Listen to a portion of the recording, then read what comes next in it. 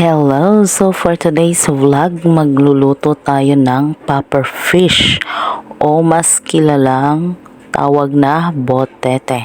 So pinakuluan lang yan saglit tapos binabaliktad-baliktad yung medyo malambot lang na kayang hilahin yung tinik. At after niya mapakuluan saglit, so ayan, nagpaturo muna ako kung paano tatanggalan ng mga tinik. Kasi itatry ko siyang tanggalan. So, ganyan pala kalaki yung tinik na nakadikit sa kanyang balat. At ayan, tatanggalan ko na.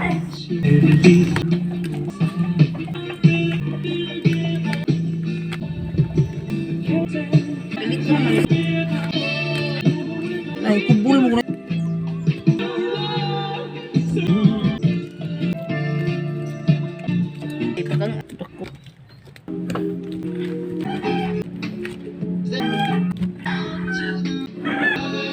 Wala ka tulog. Ang sana lay. Isito. Dito.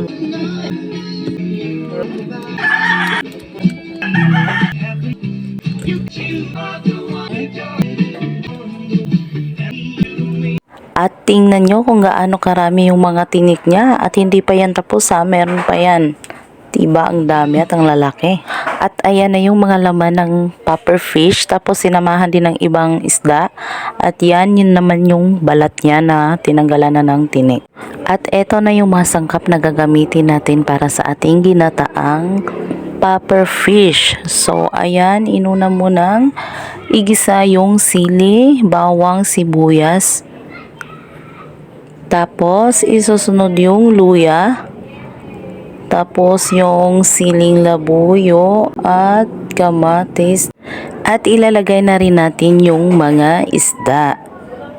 At pati yung balat ng isda na tinanggalan natin kanina ng tinik ay isasama din natin dyan.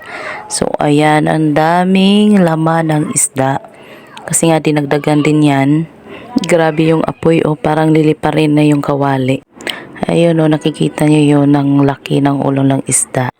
At after nyan, nilagay na rin yung pangalawang piga ng gata. At nilagyan din yan ng dahon ng luya. So, ayan. Halo-haloin konti, tapos takpan, hintayin kumulo. At after kumulo, ayan, saka natin ilalagay yung turmeric. Pagkatapos ay timplahan mo na naaayon sa iyong panglasa. So, after that, takpan ulit, tapos pakuluin. So, ayan, i-check mo rin. At baka nasurahan na rin yan sa kulo.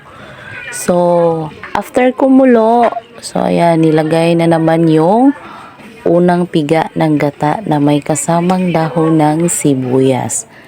So, ayan, tapos tikman ulit. Tapos ay pakuluin mo ulit hanggang sa maluto yung mga isda. At after that, ay ayan, ready na. Tara, kain tayo.